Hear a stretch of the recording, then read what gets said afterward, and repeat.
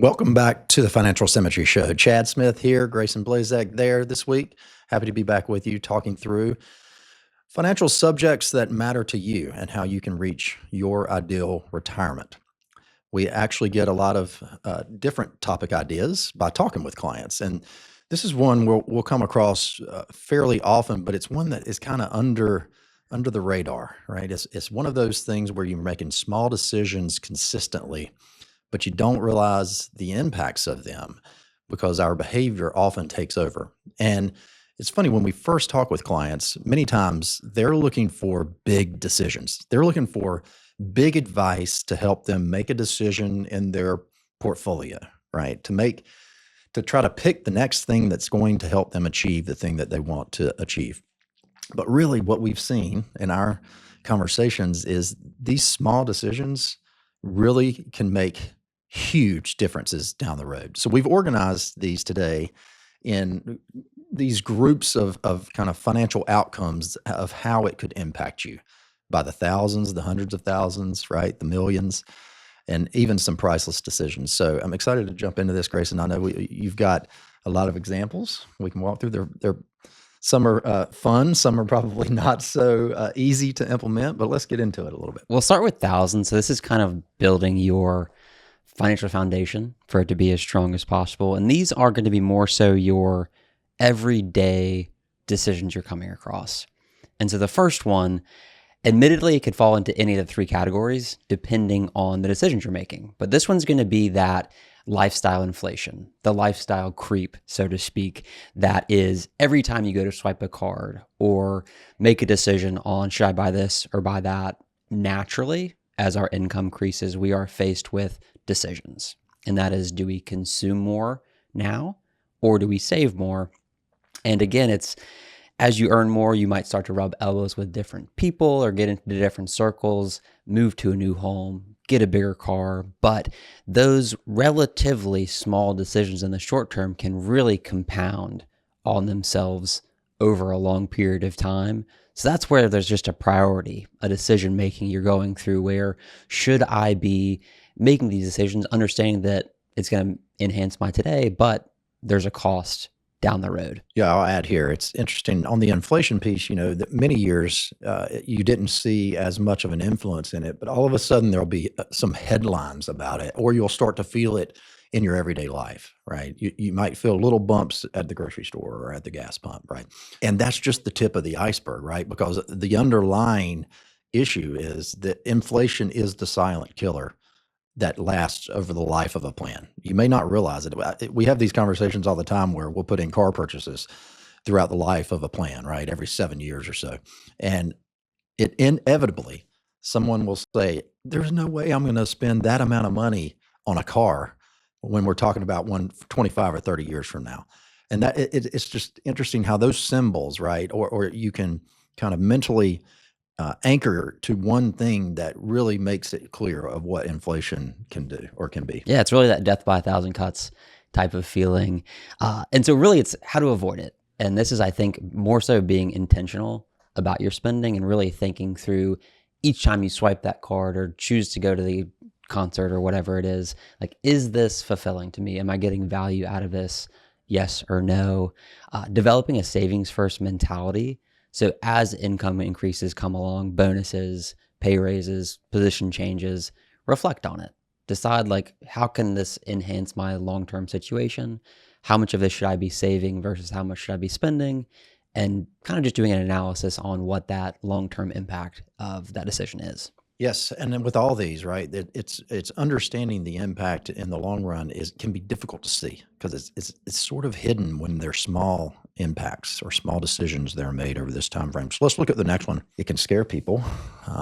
It's one probably that people feel most strongly in terms of the safety aspect of a financial situation. It's really not having accessible wealth when you need it. So this is your not putting all your eggs in one basket type of mentality. And this varies throughout life. So a lot of times, like when you're just starting your career, you're younger, that whole like emergency fund is a very important step. There's just a buffer between you and debt. But later in life, it's if you save just in your 401k, you're faced with each additional dollar you need in retirement is taxable to you. So throughout life, we want to make sure we are being intentional and diversifying the way you're saving so that you have access to various types of wealth, to where it's not immediately a tax implication, or it's not, my bank account's fully drawn to zero. Now I'm having to tap into very expensive debt versus maybe I could have opened a HELOC. Like, it's all about making sure you are projecting and anticipating when you're going to need to make withdrawals from your portfolio, from your wealth, so that there's no major surprises, or you're not forced into making a decision that can be honestly a slippery slope, where you go from a really healthy situation and then there's an unfortunate layoff event, and immediately you're in the position of having to tap into debt because you didn't prioritize and create some liquidity in your situation that you can easily tap into. Yeah, I mean, being thoughtful beforehand is one of the aspects where an advisor can help you, right? We've all been in that situation before in different walks of life where you say, oh, man, I hadn't thought of that, right? I did not think about that potential outcome. And we pride ourselves on trying to be prepared, right, for most situations and thinking through these situations. But this particular situation can add an extra amount of stress than we've seen it, right? When a job loss happens, right? Or when you need to move, when a divorce happens, when unexpected curveballs happen, there is a need to access funds. And most of the time, if you've worked with an advisor, you've had conversations about these potential outcomes and the risk levels that might be applicable to you. So again, just another example of how thousands of dollars can add up in a situation where you're forced to act with urgency when you hadn't thought about it or talked through that conversation before. Moving into our next group here, we're talking about hundreds of thousands of dollars that we've seen with these types of small decisions as they add up over time. And it's really about, now we're getting into the compounding, right? And compounding can work for you in a lot of situations, but it can definitely work against you whenever you've made these small decisions over time and you're not realizing how they're impacting. And many times this happens when you're looking back and be like, oh, it's so clear now. I can see how, these decisions led me here. But in the moment, it's not so easy to see. So, all right, talking about our first one here.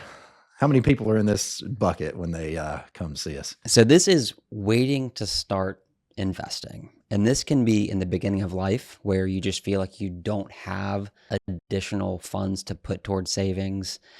It can be later in life when you're like, hey, the market feels really hot right now. I'm just going to hold off, wait until things look better, and then get money into the market. Oftentimes we're having conversations with individuals around like, what is that? Or they're kind of thing like, what should I be doing with my money? What is the perfect option? What's the perfect investment decision that I can be making, when really the most important, the best way to build wealth and your most valuable tool is time. Compounding is really kind of the eighth wonder of the world, that by extending your runway, giving yourself more and more time, starting as young as possible, you are just going to benefit from the long-term growth so much more. And there again, it's trying to peel away that thought of waiting again because things look better, or I need to prioritize debt repayment, or I'd rather just be enjoying it while I'm young, that kind of mentality. And small little savings decisions sooner, again, can be hundreds of thousands of dollars down the road. It's really amazing if you look at like calculators and things and just again, like go from a 10-year window when you're 55 and extend it to I'm starting that same plan when I'm 30 or 40. It's just the exponential difference between those two outcomes is, again, pretty astounding. The power of compounding is major. I could say so much really about this topic because there's emotions involved in this. We're going to talk a little bit about the behavioral aspect of investing later. But I think in general, it'll come down to a few types of feelings. You're looking for confidence around a decision that you're uncertain about. You want safety to a certain extent with a certain amount of your money. When you get lump sums, it might be a safety type of decision. You're like, I don't want to lose some of this because I do feel like we're in an environment where things are riskier. The market's been doing very well. I'm just not sure what to do because I want the safety. But then there's that aspect of the pure uncertainty. Like you really just don't know what to do, right? You don't know the step to take. And you think about the small decision that you're making every day and you don't realize it by not investing. You're deciding every day to not invest, right? So by doing that, you're foregoing potential opportunities of gains that you could have that you don't realize, right? And that doesn't show up on statements. That's the big piece here. You see the gain or loss. You don't see the potential gain or loss. And that is one of the biggest potential opportunities in your financial journey that you have. So taking advantage and having an accountability partner to help you have the confidence to take that step. I've seen it over and over, and it's one of the best feelings when you act, when a person feels that confidence to make that decision, and then they see that growth over time and the freedom that it can give them, and the now understanding of what they can do that they couldn't have before potentially. It's a wonderful feeling. Moving to our next one. This is along the same lines, but it's a broader view, right? And this is just people that have never created a financial plan and the stress that might create. Yeah, I like to say a goal without a plan is really just a wish. And that life is a puzzle. You've got pieces all over. You've got college savings and decisions and family assistance and taxes and investment decisions. And it's all these you have a box of puzzle pieces, and it's our job, or it's really your job if you're taking that on yourself, to put that puzzle together and to keep it together. And if you're just kind of honestly winging it, it can oftentimes lead to less than optimal outcomes. And that's where having a plan, being intentional about your approach, navigating tax law changes or other law changes as they come up, and incorporating that into a living document or a living plan can really, again, add hundreds of thousands of dollars of value over time. And there's a component to that too, is by having a plan in place and a document or a relationship you can reference, the peace of mind factor, the confidence factor is hard to quantify. It's a little bit different for everybody, but it can be incredibly worthwhile. Yeah, I think the point you make there of saying it's a job, right? That you don't always look at your financial decisions or the management of your financial situation. I think there's a subset and maybe a large majority of people that would view hiring a professional as an expense. Certainly understand how you could view it that way.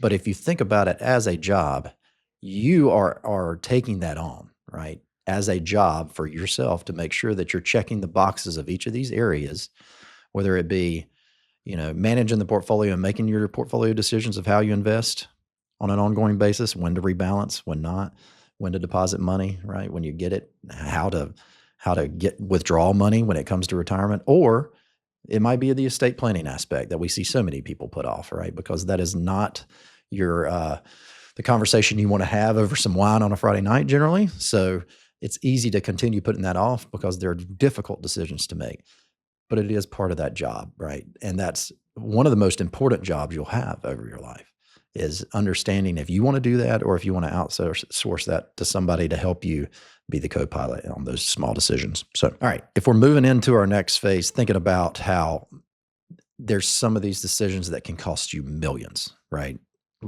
And you might think to yourself, really, millions? We're talking about small decisions here, right?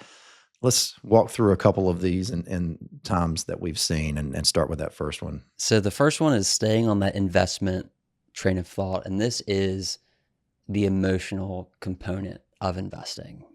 As humans, we make terrible investors because we are very emotion driven. The two strongest we're going to feel as investors are going to be fear. Think about like 2008 or 2020, those like really just market's not looking good, fear setting in, layoffs are on the horizon, just news is not good.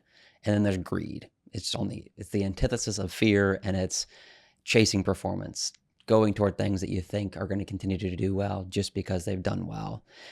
And this is one, if we think about like the actual decision point itself, it is so simple. You log into your portfolio account, you log into Fidelity or Vanguard or Pershing, and at the click of a button, you're making a decision to rebalance your portfolio. The click of a button is, I'm going to sell my stock because I'm afraid or worried about market performance moving forward, or I'm going to click this button and purchase this individual company that I think is going to go to the moon. And it's such a pivotal decision you're making that, again, like let's use 2008 as an example where you get scared out of the market. Like things are sure you're tired of seeing losses. There's just been months and months and years and quarters of statements that just further and further into the red. And you're like, I just cannot take it anymore.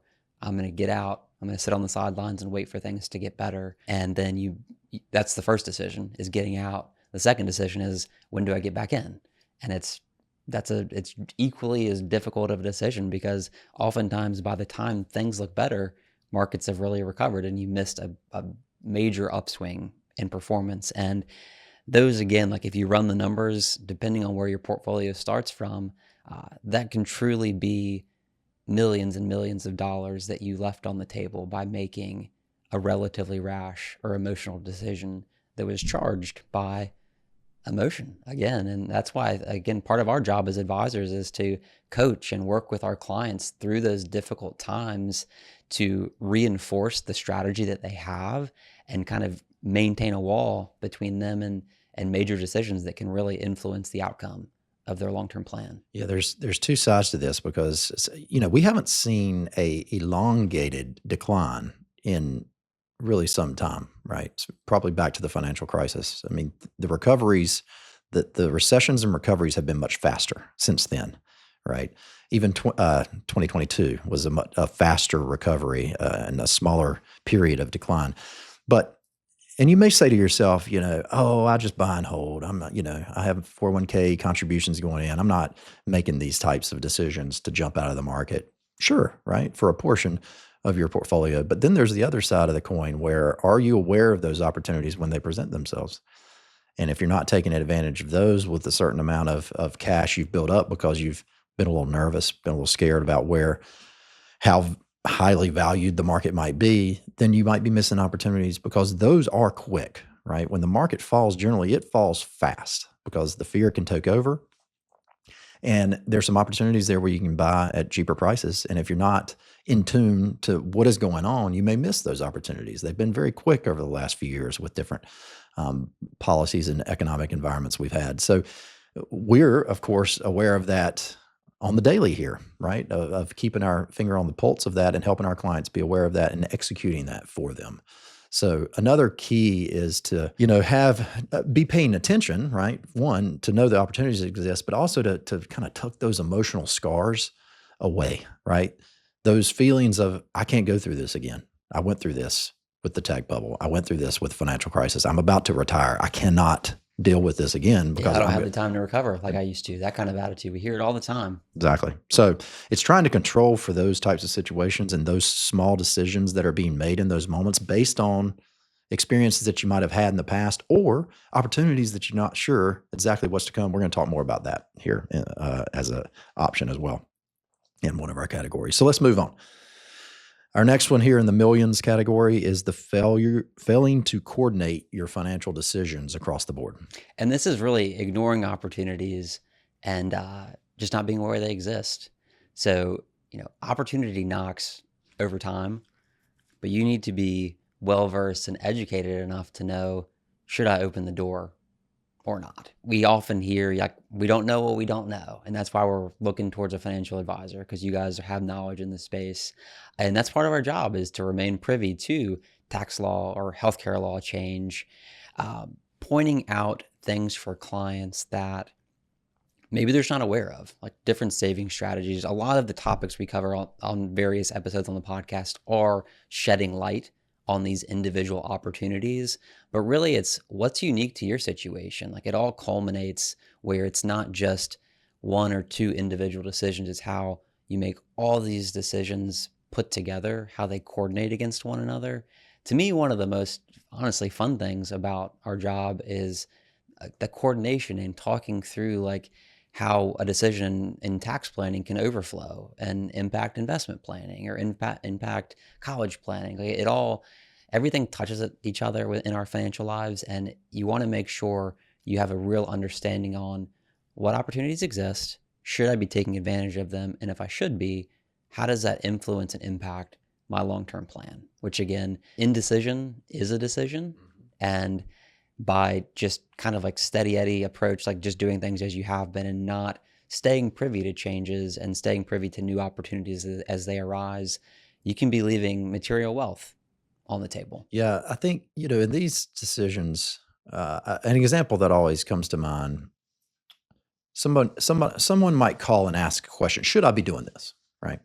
And often we'll be relaying 4 or 5 questions back to them, right, around other topics that coordinate with this decision to try to determine, is this the right move for you and your family and your specific situation? One example that we find often is a tax-free savings opportunity in your 401k. And we've talked about this on other podcasts. We can link it. We call it the mega backdoor Roth savings opportunity, right? But it's one that's not publicized as much, right? People know that they can contribute pre-tax to their 401k up to a certain amount, right? A little more if you're over 50. And that rule just changed as well, where the catch-up contribution has to go to the Roth. That's another conversation. But an example of a change that can happen that, you might have to reorganize your strategy as a result of it.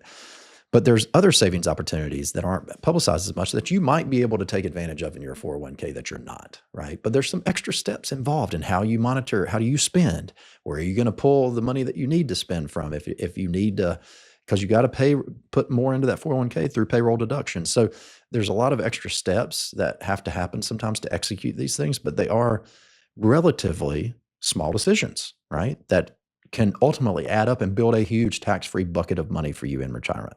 That's the key. You're thinking of ways that you can maximize your efficiency and flexibility in retirement, and that's what we're focused on when we're talking about these types of decisions. This reminds me of the old MasterCard commercial, right? Priceless. So there's some of these decisions that you can't put a price on because people will feel the value in different ways, right? They'll have a comfort that they can't understand, but it gives them a feeling of,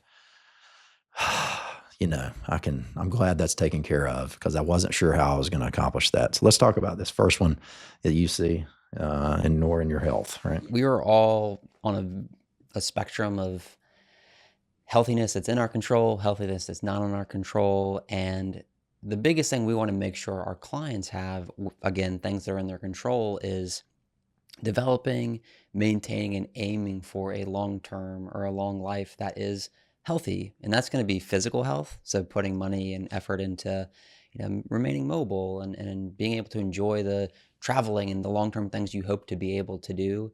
It's reinforcing your mental health and making sure you are living a healthy mental, as stress-free as a life as possible. Understanding that's not, you can't completely remove that, but just making sure you're prioritizing your health, because at the end of the day, you can have all the money in the world, but if you don't have some level of control, again, over the things you do have control over health-wise, you just won't be able to enjoy it quite to the degree that we'd hope you'd be able to. Yeah, we talk a lot about what retirement looks like, right? And the different periods there where you have the go-go years, the slow-go years, the no-go years, right? How long are those periods going to be for you? It's really difficult to make those small decisions in the short run because we all are prone to the instant gratification lifestyle. But in retirement, there is a lot of time that you're going to have to spend, and you'd like to have the quality of life you can to enjoy that with those decisions. But I would argue there's another kind of in the shadows type of health impact that I've seen with people through the years and working with them now for 25 years.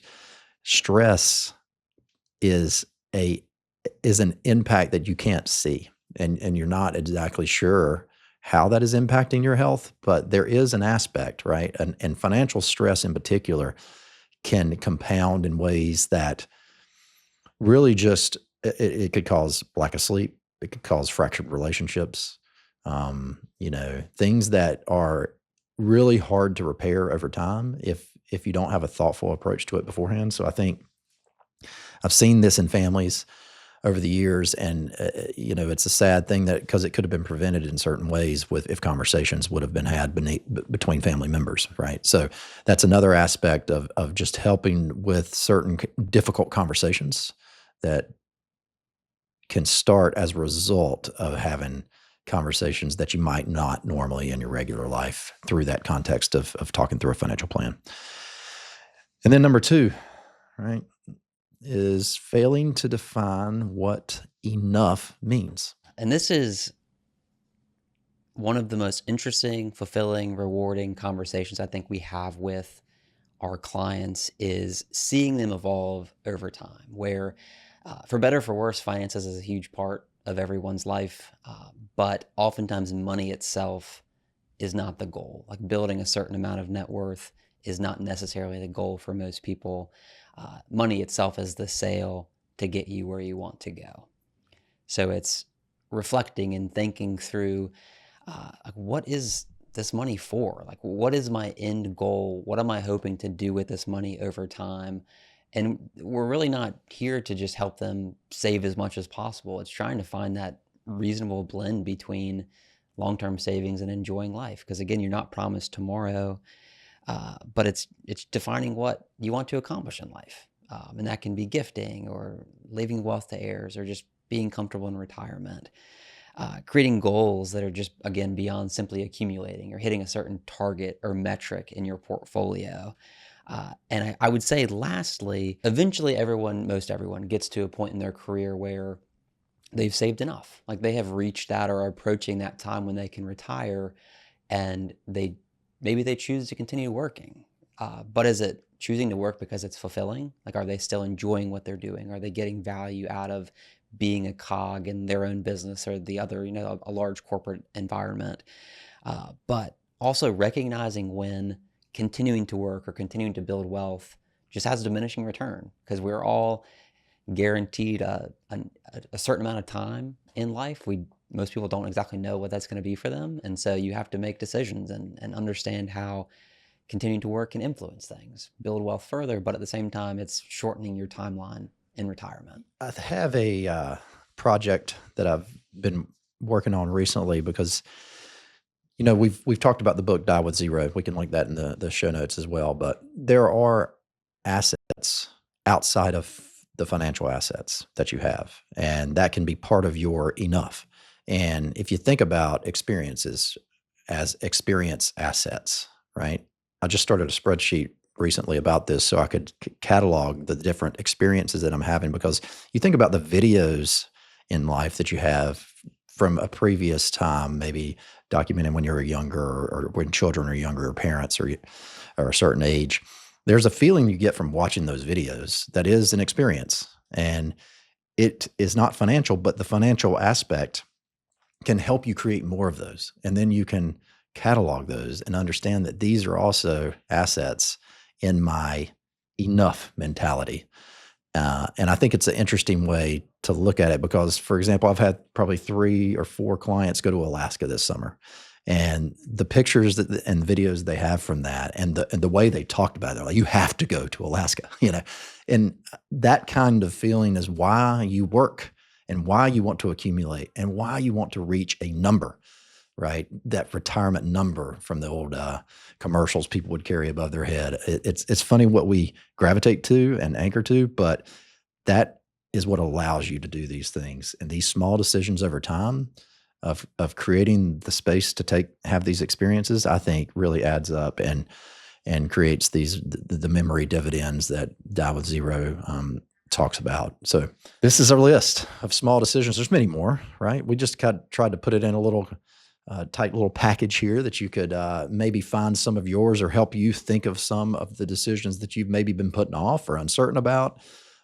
If you have had some of those in this conversation, certainly reach out. We're happy to have a conversation with you and talk through it in your customized situation. If you are not near us here in North Carolina, we could also help you connect, or happy to work with you virtually.